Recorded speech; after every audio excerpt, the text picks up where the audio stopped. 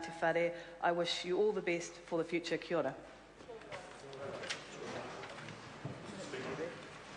Reno Turakatni. Tēnā koe, Mr. Speaker.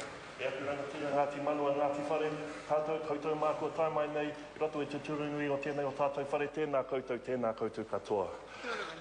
Mr. Speaker, I rise in support of my Labour colleagues and at this momentous, on this momentous day to celebrate the third reading of this settlement legislation for bill for Ngati Manawa and Ngati Whare. And indeed, I do join with all of our colleagues in our House today. Mr. Speaker, this is a momentous day, and it actually harkens back my own memories of being in this House coming up to 13 years this year, when I was sitting up there with the passage of the Ngati settlement. And there was a huge representation from my own whanaunga from down the south on that day. Mr. Speaker, this is a very momentous day, and I'd like to just acknowledge all of Ngati Manawa and Ngati Whare representatives who have come here today. I acknowledge all of the kaumātua, all of the leaders, all of the people who have been involved in the settlement process as they've moved through the various stages. It has been a long and arduous journey, and so I salute you and mihi to you all for the hard work and perseverance and working at this stage. I also like to mihi to the Minister Finlayson, and all of the Crown officials that have been involved with the settlements. Again, it's a very long process, but it's particularly gratifying to know that we have come to this third reading stage, and this is the big day. So, yeah, I'd just like to mihi once again to Ngati Manawa and Ngati Whare. Mr. Speaker, in reflecting on 13 years of Ngaitahu post-settlement, these settlements actually mark a significant turning point for all iwi.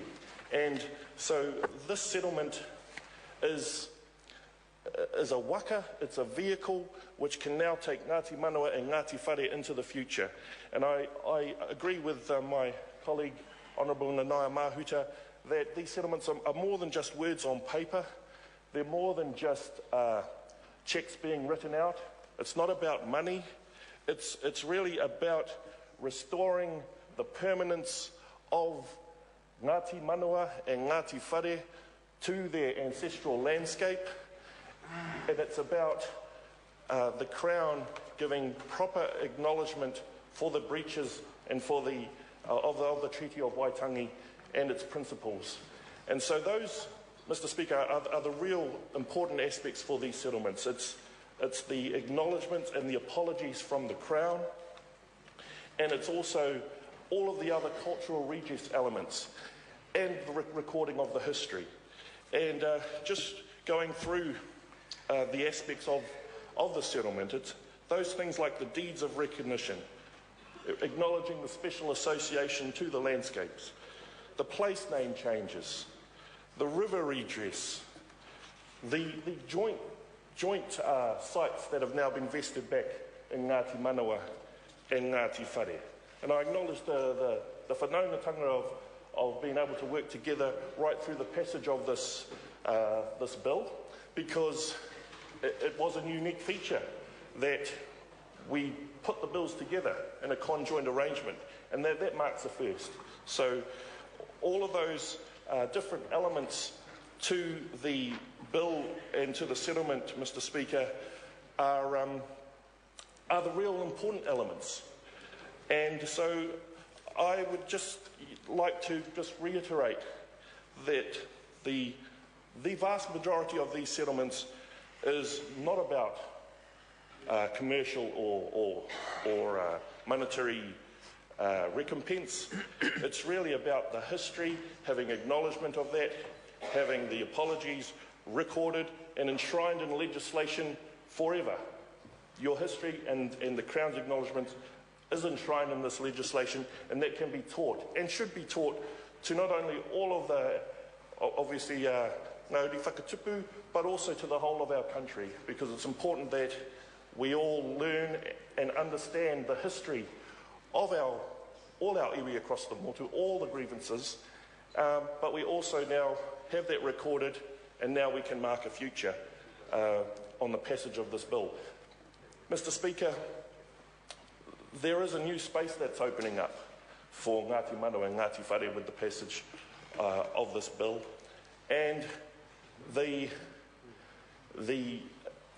amazing thing about it is that the future is entirely up to Ngati Manawa and Ngati Whare. They are no longer looking back in grievance mode.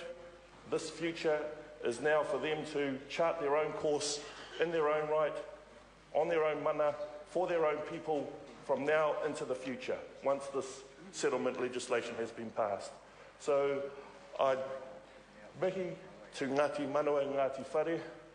It's a momentous day, as I've been saying throughout my speech, but it also opens up this new waka for you to move into the future. And so I look forward to seeing Ngati Manawa and Ngati Whare prosper and progress into the future, connected and rooted to their landscape, to their whenua, to their awa, and right across all of their hapu for all of their people. Kia ora no tātou. Tēnā koe, Mr. Speaker. Tēnā koe.